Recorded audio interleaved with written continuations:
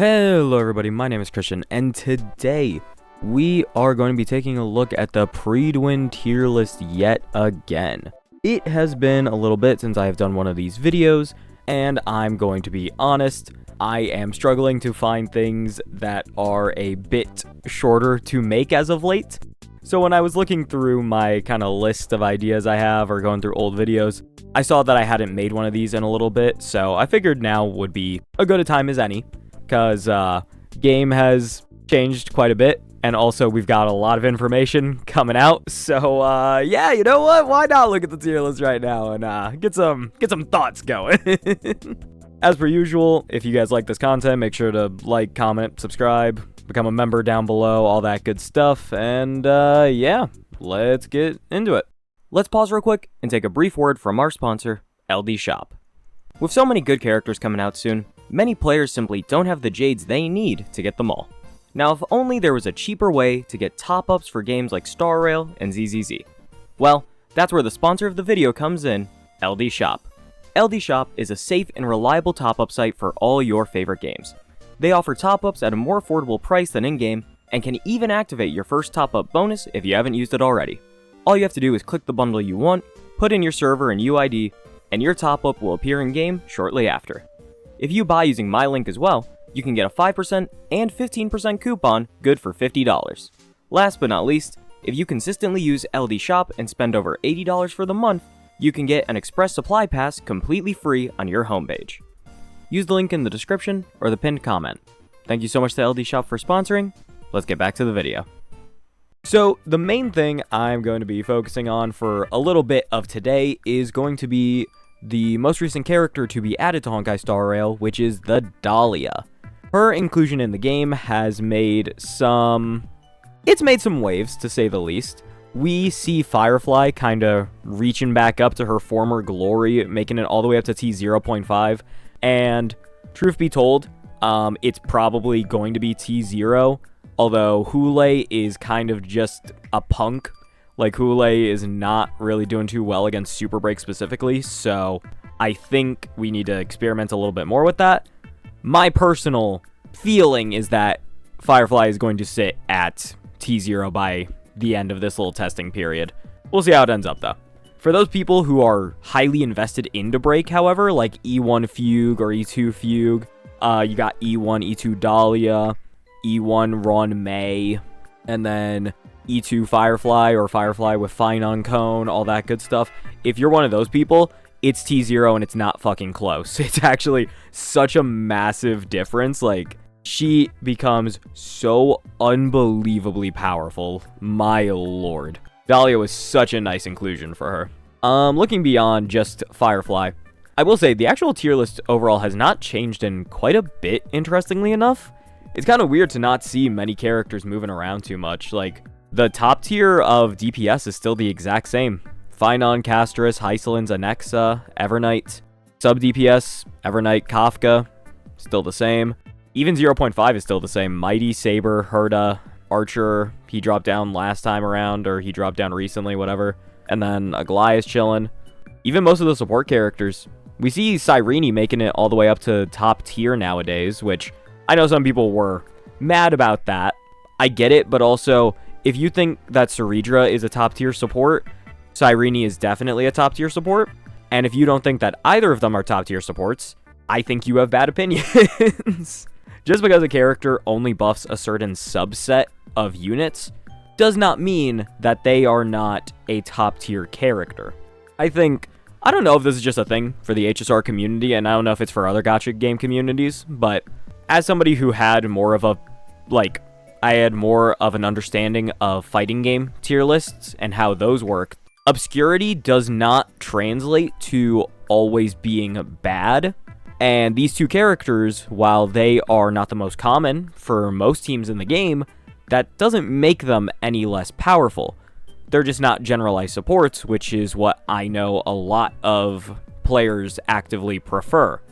I've made statements about this in the past. I think generalized supports are unbelievably boring. I like more kind of niche options. I think generalized supports are still good every once in a while, but if it's just everything is a generalized support, that's not really that enjoyable, is it? Like, everything just kind of power creeps the next thing, and it's just a never-ending cycle. Whereas supports are the one time where that doesn't really happen. Like, let's take a look at Bronya.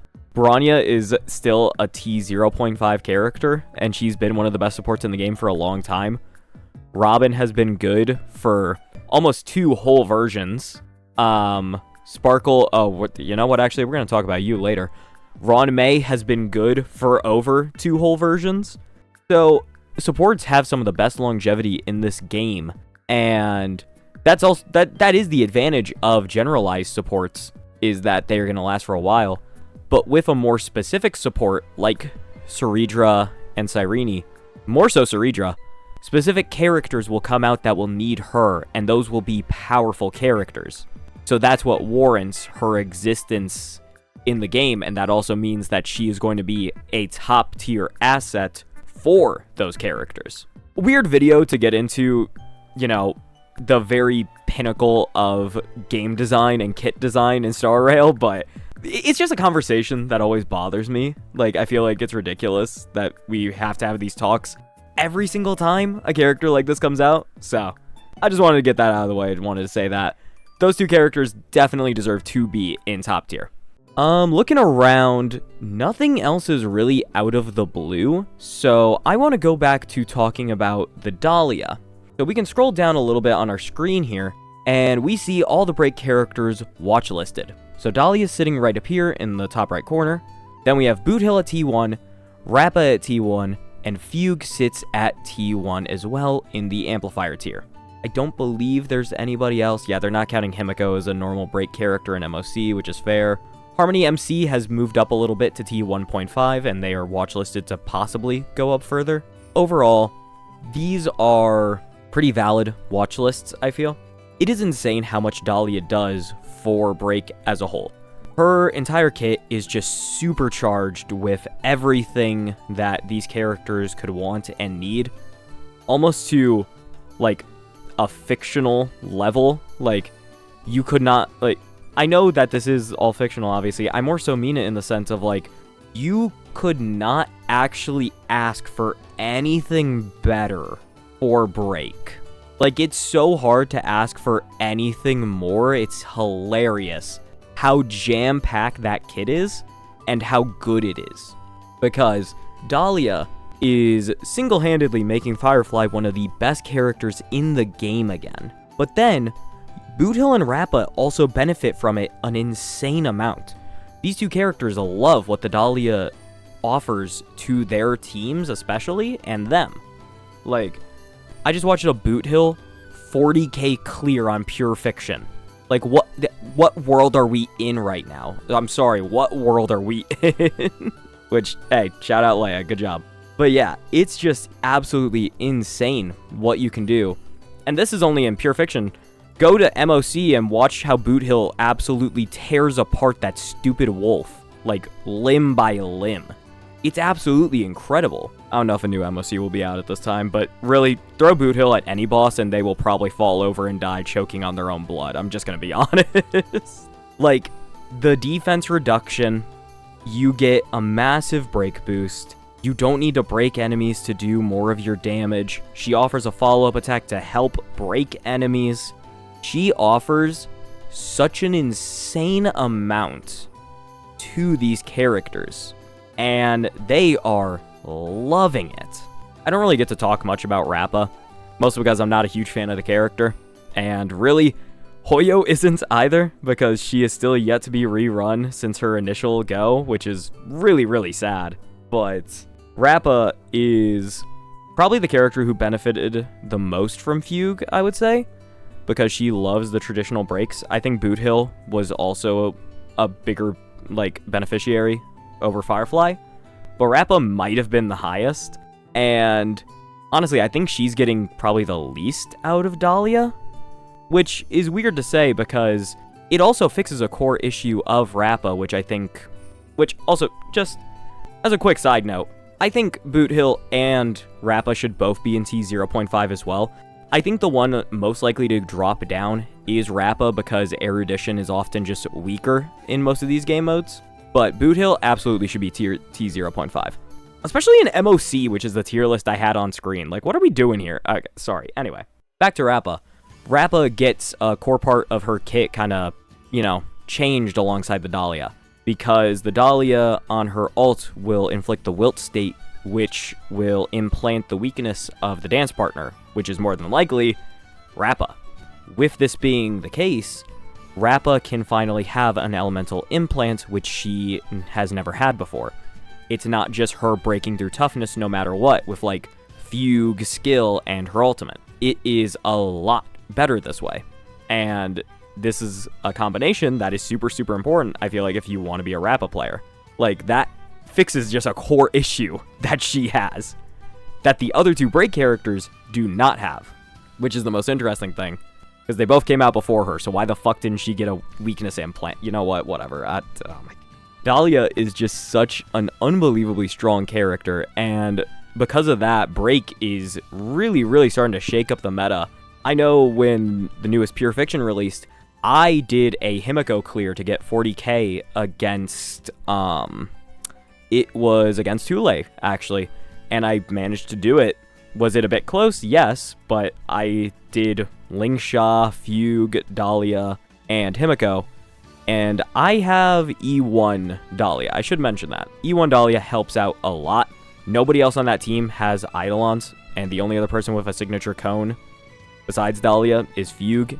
Fugue's cone is kind of ass, so it doesn't really matter too much. And that alone got Himiko to clear Pure Fiction, just having Dahlia. And that's a mode that, Himiko excels at, but not by that much compared to modern day characters. But the fact that Dahlia pushed her all the way to that is incredible, to say the least. Like, I am just wowed by what this character can really do. This is without even talking about what we can see from Dahlia in Apocalyptic Shadow, which is where break is at its absolute best and thrives the most. That one, specifically, is horrifying. When we look at Apocalyptic Shadow, and you know what, I'm actually going to toggle it over on my screen, just in case I feel like showing it to anybody.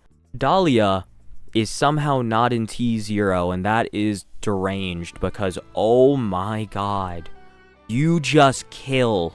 You kill everything. Like, I imagine Pollux would not really work, but besides that, you kind of just slaughter. Like, it, oh my god. The Firefly clear I got to do in not Pure Fiction, Apocalyptic Shadow was unbelievable. And I'm sure at this point you've seen videos online, I probably have it playing in the background right now, of like March 7th hunt clears. That is insane. And kind of why I like Dahlia so much. I'm going to scroll up to the Predwin changelog real quick. Let's show this on screen. For Apocalyptic Shadow, that's what this is being noted. March 7th Hunt is a beneficiary of the Dahlia and is now being played in a new way as a main DPS. March has the potential to be noted as both a main DPS and a sub DPS now, and it's because of the Dahlia and how efficiently March has always worked as a break DPS. She wasn't the most popular choice, but she was more than capable of it. But now with the Dahlia, and, combined with the normal break team, you can do something absolutely insane. March's power level has somehow risen. We haven't seen a 4-star do anything in a long time. The most you're ever seeing a 4-star do is in those wacky wild clears online from a lot of the end game content creators. Those are the only places where you're going to see 4-stars do anything, and more often than not, it is, like Pela, Gallagher, and maybe if you get lucky, Moz, and that's about it. So for March to have this resurgence because of the Dahlia, when nobody was really thinking about March as being the character to be able to do this, that's kind of crazy, is it not? I think the most impressive thing is, I saw this March 7th hunt clear from my friend Cookie, and it did better than her Boot Hill clear. Boot Hill is not a worse character than March 7th hunt in any way, shape, or form. But you're telling me that she was able to outperform Boothill with the exact same team of E2 Fugue, E1 Dahlia, and Ron May? That's incredible. Like, that is not what a 4-star is usually capable of. But we have pushed beyond that with the Dahlia. I am just absolutely wowed by what this character can do. Do I absolutely love her design? No. It literally takes the break out of Super Break. What the hell are we doing? However, we have it. And you know what? If we have it, we should use it.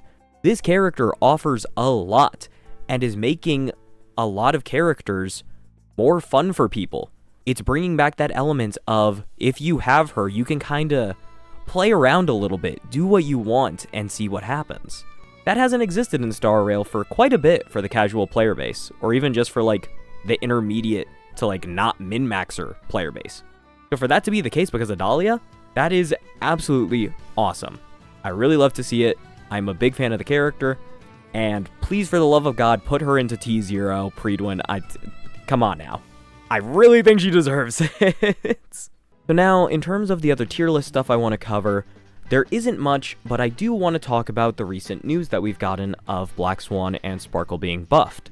As you notice, they are both very highly placed on this tier list. Black Swan sitting in T0.5 support DPS, and Sparkle sitting in T0.5 amplifier. The problem with this is that these are admittedly fraudulent rankings. Black Swan is only an efficient character with Kafka and Hysilens, and realistically, more often than not, you're actually going to be running Kafka, Hysilens, and Cyrene. Cyrene offers an insane amount to Hysilens as a character, and Kafka's always the character you kind of want in that team. You can actually push Kafka out of the DOT lineup entirely now if you have Cyrene and Hysilens. We're not going to be covering that today, but that is something you can do. I've tried it. It's deranged. Going back to Black Swan, though. She's usually the third member of that team, but she's also the most replaceable member by far. She is not essential in any way, shape, or form. She exists in this ranking because she is the next best DOT option, and she is still a powerful option when combined with these other two characters. That does not make her the absolute best, though.